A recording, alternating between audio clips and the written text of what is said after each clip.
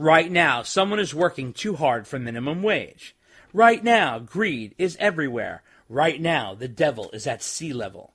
Right now, money matters. And then they started getting a little more playful with it. You know, they were like, right now, you're surrounded by redheads. Right now, it's nicer in Cabo. Right now, you're thinking about the first time you heard this song. And they kept going on and on and on.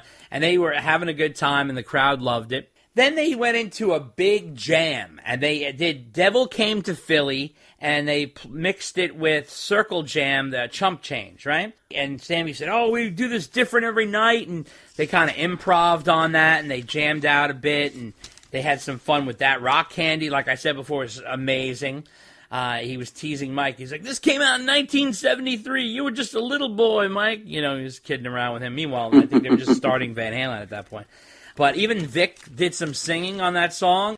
It was phenomenal, and Sammy was a wild man. Then they did Why Can't This Be Love? They had these gorgeous women on the screen in black and white, and it was like very 80s, because rarely do you see like scantily clad women anymore because of the whole Me Too thing.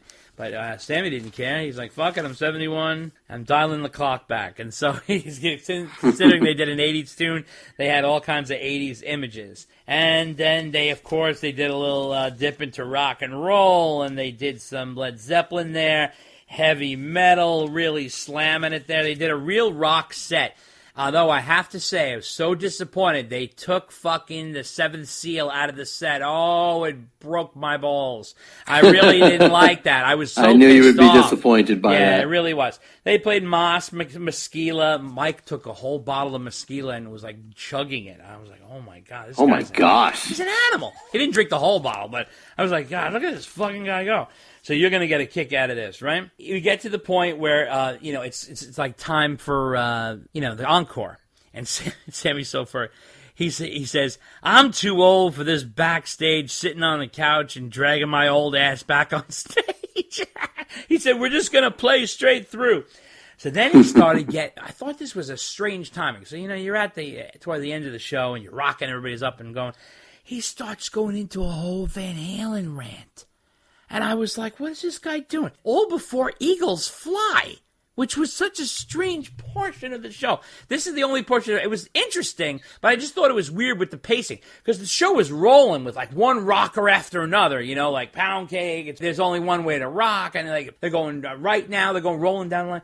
Then he starts getting into all this, I presented Eagles Fly to Van Halen, and they didn't want it, and Al said it sounded like John Denver, and then when it became a hit, he said that Al said, why don't you give that song to us? And he got mad at him. It was kind of weird. Then he said, Mikey and I have a love-hate relationship with the brothers. We love them, and they hate us. And he says, I don't blame them. If I was a pissed-off guy and a guy like me came along, I'd hate me too. So I was like, Sam, get back to the show, will you? So, right. Yeah, so then he went back into the show, and of course he broke out Best of Both Worlds. Thank God they didn't do When It's Love. And then he did Affirmation, and, he's screaming, don't hate, and he's, then he had the big Kumbaya moment with playing Hey, Hey at the end, and he's like, I'll see you in Cabo. And then he made this big statement before he left the stage. He said, take care of yourself. We want to see you back. I'm going to do this for the rest of my life, and I'm going to need you. And I was like, wow, this guy's feeling his oats over here, I was like, yeah. So he was getting wild. And now, throughout the show, whenever they played the new songs, they played clips of this concept movie that ZZ Satriani shot.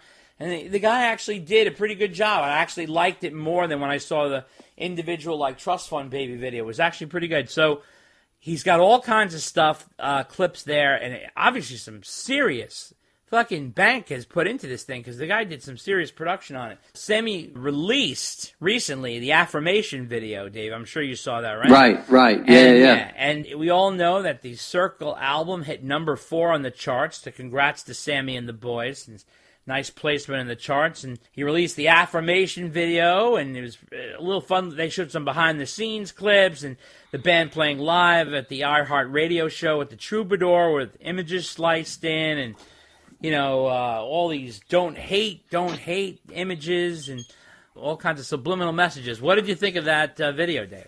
Well, I like the video. It's cool, and I'm looking forward to see the whole long form thing together. And he's really going all in on this. Yeah, hard. It's certainly not for lack. Yeah, definitely. It's certainly not for lack of effort. I give him full props for taking the concept and doing audio, doing video, everything. So hats off to the guy. He's certainly not half-assing it. I know. Domo arigato, Mr. Roboto. So exactly.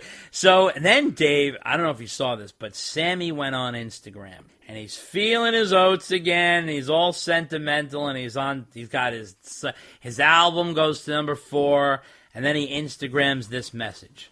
I woke up this morning, 9 a.m. No, I'm just kidding. He said he woke up this morning remembering another time I had an album in the top 5.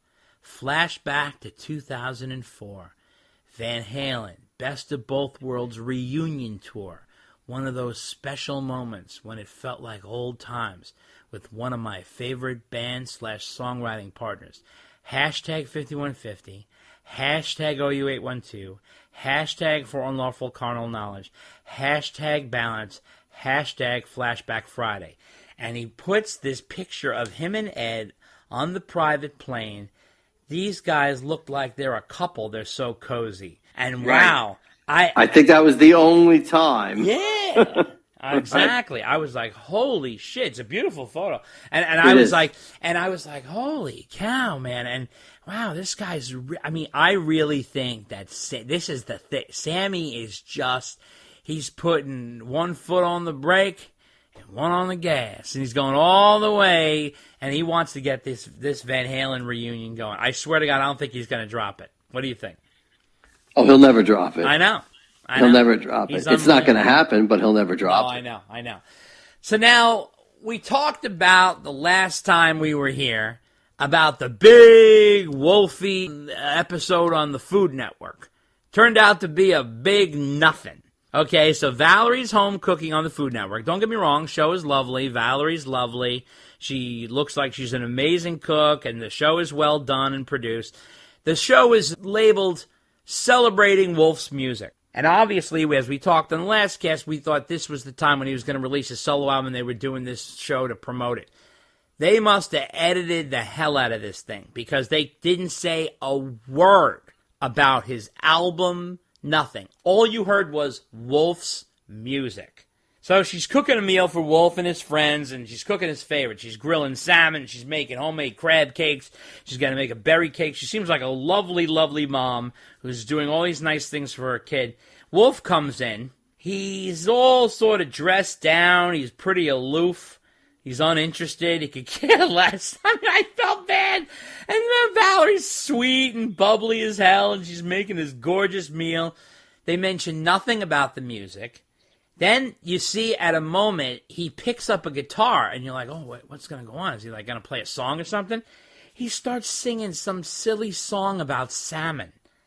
And I was like, what the fuck is this? And I don't get me wrong, the show was fine in terms of the food portion. And she did a nice job with all that. And it got me hungry as hell. I look phenomenal, but that is not a hard endeavor. No, it's not very hard. Not very hard. Kind of like your cock. Oh, you're too slow. I was going to throw that in there. Oh, one jab deserves another. All right, so what do you make of this, Dave? I mean, I don't know what's going on. Wolf didn't seem all too excited in this thing. I don't know. I think Val was trying to do him a favor, and they were like, yeah, sure. Mm-hmm. And then the timing didn't pan out, so he really couldn't plug it. Right. So he just had dinner with his mom. Yeah, and his friends. That's all it was. Yeah, unbelievable. It was just another episode. Only Wolf showed up. What did people say on VH Links? Like, basically that was like an hour of their lives they'll never get back. Well, it's only 20 minutes, but all right. Oh, all right. Well, whatever. Obviously, I didn't see it, but There was no music. No, You were disappointed at that. Not even like an album cover, an album title, a mention of a song, nothing. No, nothing. I don't even think nothing. Wolf looked into the camera. He was sort of like in the background. It was very strange. So then he went on Instagram, and he obviously gave his dad a nice Happy Father's Day message to Ed. He said, to the best damn pop around. He had these photos of them all together. It was very sweet. They showed an Instagram. He was videotaping a snake in his backyard. No music, nothing. No one knows what is going on with this kid's solo album. I don't know what's happening. There is nothing. Nothing. Bone dry. Unbelievable. So now, another piece of information with Wolf is, in addition to doing his mother's TV show, he is going to be on Seven Dust guitarist Clint Lowry's solo album. He's going to be playing drums and playing some bass, and he's going to be doing some guest spots on there. This is not the first time Wolf has done some guest spots. He was on Tremonti's album, 2 albums actually, Mark Tremonti's band called Tremonti. Also, producer on the Seven Dust guitarist Clint Lowry solo album, Elvis Biscuit. Who's Elvis Biscuit? He's the producer who produced the mysterious Wolfgang Van Halen solo album that has now been sitting on the shelf for a year. I mean, it's understandable if something serious is going on in the family. I can get that. I totally get that. And if that's not the right time, that's fine. But he worked on that album for like 4 years, and now it's sitting in the can for a year. I don't know what else to say. We'll have to see what happens. But my God, as the world turns over here, huh? So he's going to play drums, which is interesting. Maybe some bass. What's the over-under that this album comes out before Wolf's album? Because I'll take that bet. I don't think it's recorded yet. It sounds like they're in pre-production on it and they're about to go do it. So, okay, but I'm still willing to place the bet that the album will come out before Wolf's. Well, yeah. Well, I don't even know if Wolf's album will come out this year at all. As you dubbed it, David, it's become the Chinese democracy of the current age. Yeah, except no one's waiting with bated breath. Exactly. Everybody was waiting for Guns N' Roses, but we'll have to see what happens with it.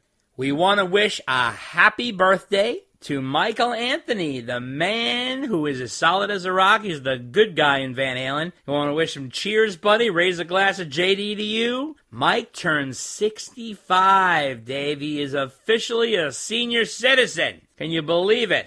Ta-da! Yeah, can you fucking believe that? A senior citizen, Michael Anthony. Who would have thought? And the man still has a mullet. Him and Joe Dirt. They got that mullet working. They won't let that go, which I love it. I love that Mike is a traditionalist, and he likes to have his mullet, and he enjoys his mullet. And, hey, let him have it. You know what I mean? He can do whatever he wants at this point. Absolutely. And guess what, Dave? Our buddy Greg Renoff is back.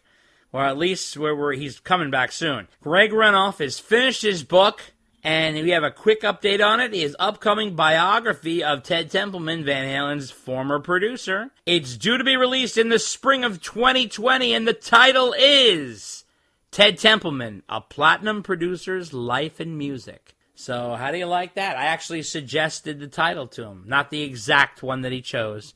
I think mine was called Platinum Producer Ted Templeman's Life and Music or something like that. Are you getting a credit? Are you getting a cut? I'm not getting any cut. Are you going to start crying about it when he doesn't credit you for the? Okay. No, I have a plan. I have a plan. It's not. I don't need any money.